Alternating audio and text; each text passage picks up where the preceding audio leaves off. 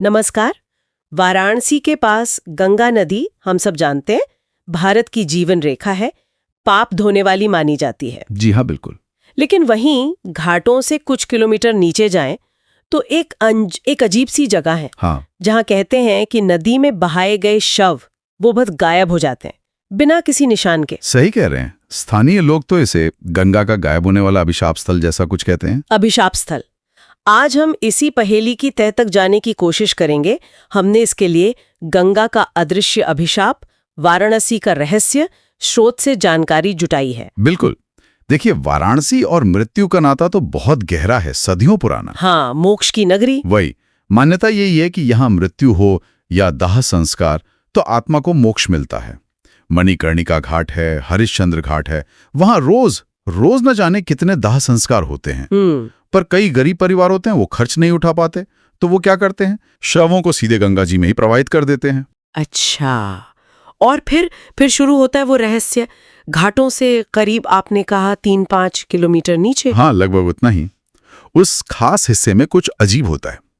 नाविक हैं, गांव वाले हैं, वो कहते हैं कि वहां नदी में छोड़े गए शव वो अस्वाभाविक रूप से गायब हो जाते हैं। गायब मतलब एकदम बीच धारा में। ये तो सुनने में ही बड़ा अजीब लगता है। हाँ, है तो अजीब।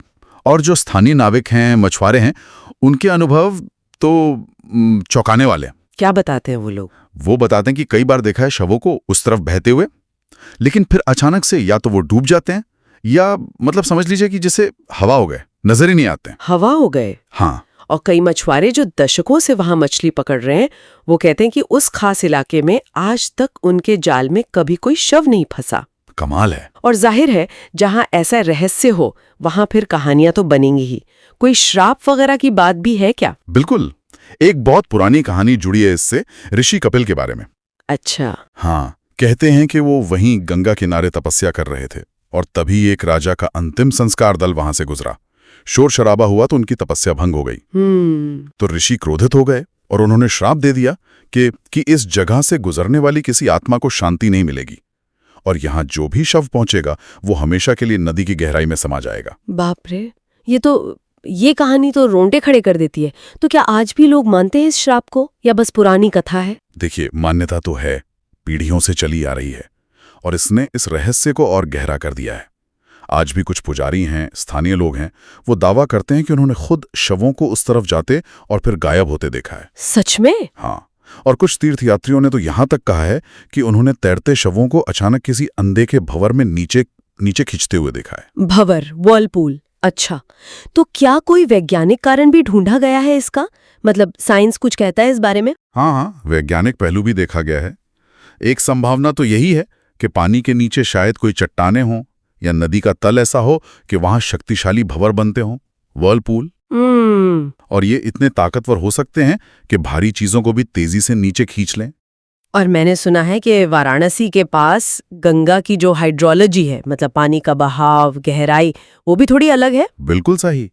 यहाँ नदी की गहराई कहीं कहीं अचानक से बढ़ जाती है, फिर पानी के नीचे रेत के टीले हैं जो अपनी जगह बदलते रहते हैं। अच्छा।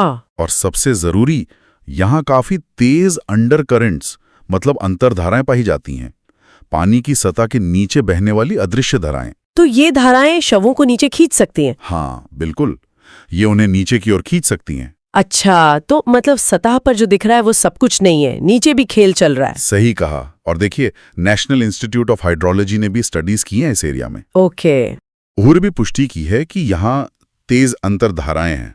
और एक और बात पता चली कि पानी की जो निचली परतें हैं वहां ऑक्सीजन की कमी है। ऑक्सीजन की कमी? उसका क्या असर होता है? उससे ये होता है कि शव का जो उछाल होता है, मतलब पानी पर तैरने की जो क्षमता होती है ना, बुओयंसी, हाँ, वो सामान्य से कहीं ज्यादा तेजी से कम हो जाती है या खत्म ही हो जाती है। तो शव जल्दी और शायद हमेशा के लिए डूब जाता है। तो विज्ञान के पास कुछ जवाब तो है। भंवर, अंडरकरंट्स, कम ऑक्सीजन से उछाल का खत्म होना, पर क्या ये पूरी तरह समझा पाते हैं कि शव मिलते ही क्यों नहीं बाद में? मतलब डूब भी गए तो कहीं तो किनारे लगेंगे या बाद में ऊपर आएंगे? हाँ, यहीं पर मामला थोड़ा पेचीदा हो जाता है। देखिए, वैज्ञानिक कारण तो अपनी जगह है, लेकिन धार्मिक दृष्टि से देखें तो हिंदुओं के लिए शव का इस तरह गायब हो जाना वो सिर्फ दुख की बात नहीं है, इसे अशुभ माना जाता है। अशुभ? क्यों? क्योंकि मान्यता है कि इससे आत्मा की जो मोक्ष यात्रा है उसमें बाधा आ सकती है। अंतिम संस्कार के जो विधि विधान है वो अधूरे रह जाते हैं। अच्छा, तो फिर लोग इसे कैसे समझाते हैं, मतलब आध्यात्मिक तौर पर? कई तरह की व्याख्याएं हैं। कुछ लोग मानते हैं कि ये जीवन में किए गए पापों का फल है, एक तरह का दैवीय प्रतिशोध।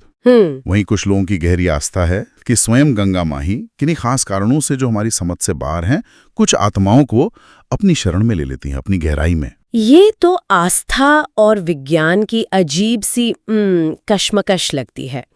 क्या इसमें कोई सामाजिक पहलू या विवाद भी जुड़े हैं? हाँ, कुछ हद तक वो भी है। कभी कभी ऐसे इल्जाम भी लगते हैं, हालांकि साबित करना मुश्किल है, कि परिवारों में पुरानी दुश्मनी होती है तो प्रतिद्वंदी काला जादू वगैरह करके शव गायब करवा देते हैं ताकि दूसरे परिवार के पूर्वजों को शांति ना मिले। अरे, काला जादू! हाँ, ऐसी बातें भी होती हैं। पर जाहिर है अधिकारी इन अलौकिक दावों को ज्यादा तवज्जो नहीं देते। उनका ध्यान तो नदी की जो अपनी गतिशीलता है उसे समझने और साफ सफाई बनाए रखने पर ज्यादा है। और वो दाह संस्कार पर जोर देते होंगे। बिल्कुल, प्रदूषण रोकने के लिए दाह संस्कार ही सही तरीका है, वो यही कहते हैं। और पर्यावरण के लिहाज से भी तो चिंता होगी ना, बिना दाह संस्कार के शवों से? निश्चित रूप से पर्यावरणविद भी चिंता जताते हैं। एक तो जल प्रदूषण होता है, दूसरा इस पूरे मामले से जो स्थानीय भय और अंधविश्वास फैलता है वो भी एक समस्या है। तो कुल मिलाकर देखें तो विज्ञान ने कुछ परतें तो खोली हैं, भंवर, धाराएं, ऑक्सीजन, लेकिन वाराणसी के पास गंगा का ये रहस्य, ये गायब होने वाला अभिशाप स्थल, ये आज भी पूरी तरह सुलझा नहीं है। सही कहा। क्या ये वाकई किसी ऋषि का श्राप है, या प्रकृति की कोई अनोखी पहेली है, या फिर जीवन मृत्यु से जुड़ा कोई गहरा सत्य है जो हम समझ नहीं पा रहे? और शायद यही सवाल सबसे अहम है। वाराणसी जैसी जगह जहां आस्था, प्रकृति और वो जो अनजाना है, अज्ञात है, उसका ऐसा गहरा संगम है, ये जो स्थायी रहस्य है, ये हमें सोचने पर मजबूर करता है। किस बारे में? अपने विश्वासों के बारे में, अपने ज्ञान की सीमाओं के बारे में, और वो जो अनदेखा है उसके प्रति हमारा नजरिया क्या है इस बारे में।